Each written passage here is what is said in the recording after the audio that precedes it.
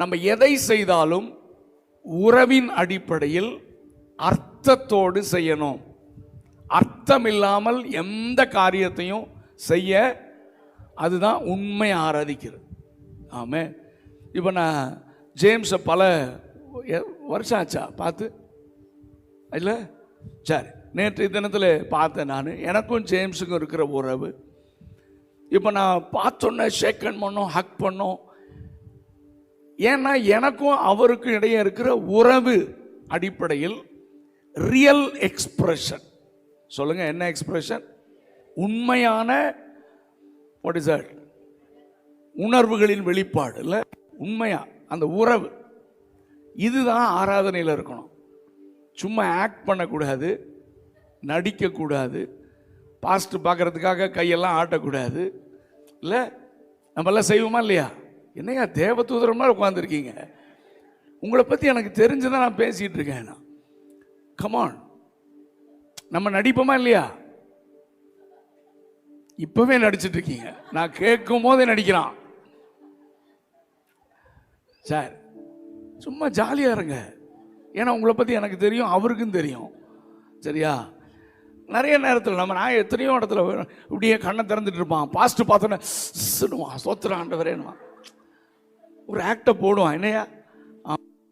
So இதெல்லாம் இல்லாமல் அவருக்கு முன்னால் உண்மையா என் பக்கத்தில் நிற்கிறவன் பார்க்குறானா, முன்னால் ஆராதிக்கிற நடத்துகிற ஊழியர் என்ன, ஐ டோன்ட் கேர். எனக்கும் அவருக்கு இடையே இருக்கிற உறவு. ஹலோ, ஹல்லேலூயா. இப்படி நம்ம ஆராதிச்சாதான் நம்ம ஆராதனை உண்மையாக இருக்கும். ஆமென், ஹல்லேலூயா. ஸோ உண்மையான அந்த உறவின் அடிப்படையிலான எக்ஸ்பிரஷன், அதுதான் உண்மையான ஆராதனை. முழங்கால் படிக்கணும்னு உங்களை யாரும் சொல்ல வேண்டிய அவசியம் இல்லை, எழுந்து நிற்கணும்னு யாரும் சொல்ல வேண்டிய அவசியம் இல்லை. ஆனால் நீங்கள் இப்போ ஆராதிக்கும் போது நல்ல ஜாலியாக சேரில் உட்காந்துருந்தீங்க. ஹலோ, ஒரு சிலர் முழங்கால் போட்டிருந்தாங்க. ஏன்னா அது ரியலாக அந்த முழங்கால் போட முடியாதவர்களை சொல்ல. ஆனால் நீங்கள்லாம் அதை பற்றி கவலையே படாமல், யோ என்னை பாருங்கயா, என் கண்ணை பாருங்க, நான் சொல்கிறது உண்மையா இல்லையா? என்னையா இப்படி இருக்கீங்க? நான் சொன்னது உண்மையா தம்பி? என்ன உண்மை சொல்லு, உன் பேர் என்ன? காலையில் ஃபாஸ்டிங்கா ஜேம்ஸ்? மார்னிங் ஃபாஸ்டிங்கா? சாப்பிட்டியா? சத்தமாக பேசு. என்ன பேர்? யுவராஜ். சொல்லு, என்ன உண்மைன்னு சொன்ன? ஏதோ உண்மைன்னு சொன்னேன்ல, என்ன? இப்போ நான் கேட்டோன்னு அவனுக்கு எல்லாம் மறந்துடுச்சு போல. ஸோ உட்கார் உட்கார், நீங்கள் பதில் பேசணும். இல்லைன்னா ஒவ்வொன்றும் கூப்பிட்டு வேணாம், சும்மா ஜாலியாக பேசணும். நம்ம கற்றுக்கொள்ள வந்திருக்கிறோம். சரிங்களா? சரியாடா? சொல்லு. ஓகே, நான் என்ன கேட்டிருந்தேன்? நான் ரியல் எக்ஸ்பிரஷன் இல்லை. இப்போ நம்ம என்ன பண்ணோம்? பணிந்து. ஆனால் நீங்கள்லாம் எப்படி உட்காந்துருந்தீங்க? சொல்லியா? சேரில் உட்காந்து குனிஞ்சிட்டு இருந்தேன்றீங்களா? சரி, அதாவது நான் என்ன சொல்கிறேன்னா, அந்த பாடும்போது அந்த உணர்வு வரும் நமக்கு. இப்போது வீட்டில் உட்காந்துருக்குறீங்க, வீட்டில் திரும்பி பேசுங்கயா. எனக்கு இந்த ஒன் சைடு பேசுகிற பிரசங்கம் வராது, நீங்கள் பேசுனா தான் எனக்கு வரும். வீட்டில் உட்காந்துருக்குறீங்க, உட்காந்துருக்கும் போது ஜாலியாக கால் நீட்டி உட்காந்துருக்கிறீங்க. பாஸ்டர் வர்றார் திடீர்னு. நீங்கள் லீவுக்கு போகும்போது வீட்டில் பாஸ்டர் என்ன செய்கிறாரு? வர்றார். நீங்கள் என்ன செய்வீங்க?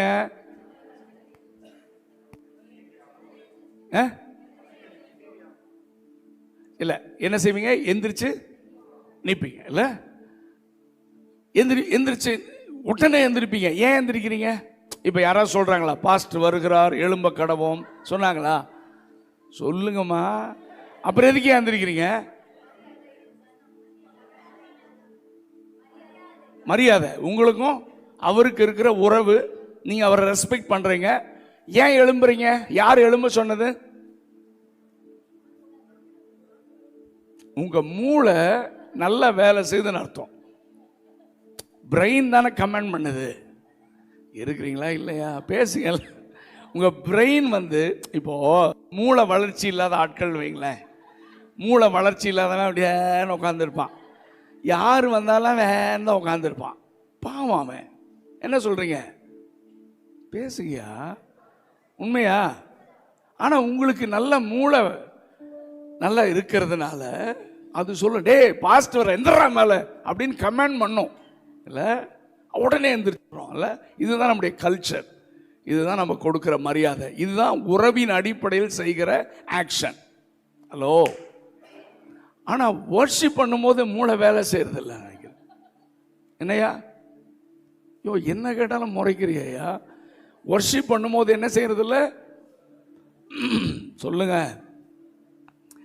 நான் எல்லா இடத்துலையும் நான் என்கரேஜ் பண்ணுறது என்னென்னா, இந்த ஃபார்மலாக எழும்புவோம் உட்காருவோம் அதெல்லாம் இல்லாமல் ரியலாக ஆராதிக்கும் போது நாமே எந்திரிச்சு முழங்கால் போடுறது, வாட் எவர் மேபி, ரியலாக நமக்கு யாரை பற்றியும் கவலைப்படாமல் நானும் என் ஆண்டவரும் அப்படின்னு ஆராதிக்கிறது தான் உண்மையான ஆராதனை. ஒரு அல்லேலூயா சொல்லுங்க. ஓ சொன்னா சொல்லுவீங்களோ, நீங்களா சொல்ல மாட்டீங்க, அந்த பிராக்டிஸ் இல்லைன்னு. இன்னொன்று சரி, இன்னொன்று சொல்லித்தரேன். நான் உண்மையை ஆராதிக்கிறது. இப்போ என் பேனா கீழே விழுந்துருச்சுன்னா என்ன பண்ணுவீங்க? என்ன முழிக்கிறான் போல, அவன் எடுத்துட்டு போயிடுவான் போல இருக்கு. சரி சொல்லுங்க, என்ன செய்வீங்க? எடுத்து குடிப்பீரா?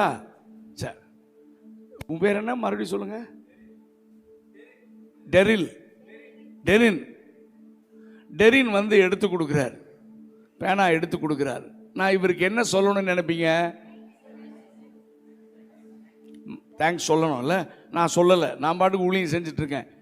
இப்போது பிலிப்பைன்ஸ்காரன் வரான், வந்து என்ன அங்கிள் நீங்கள், எங்கள் அண்ணன் ஓடி வந்து எடுத்து கொடுத்தாரு, தேங்க்ஸ் சொல்ல உங்களுக்கு கல்ச்சர் தெரியாதா? சொல்லுங்க, ஒரு தேங்க்ஸ் சொல்லுங்கன்னு அவன் என்னை மிரட்டுறான். அப்போ அவன் சொன்னதுக்கப்புறம் தேங்க்யூ, இந்த தேங்க்ஸை நீங்கள் அக்செப்ட் பண்ணுவீங்களா மாட்டீங்களா? சத்தமாக பேசுங்க. சத்தமா ஏன் மாட்டீங்க? நான் தான் சொன்னேன்ல தேங்க்ஸ். நான் சொன்னனா இல்லையா? யோ நான் சொன்னனா இல்லையா? அப்ப என்னங்க பாஸ்கர் அண்ணன் சொல்றாரு, யோ நீயாவா சொன்ன? இன்னொரு ஆள் சொல்லி சொன்னது நான் என்ன செய்ய முடியாது, ஏன்னா உணர்வுலேருந்து வரணும்ல. யாராவது ஹெல்ப் பண்ண தேங்க்யூ தேங்க்யூ தேங்க்யூன்றோம். கையை உயர்த்தி ஒரு அல்லேலூயா சொல்லுங்க.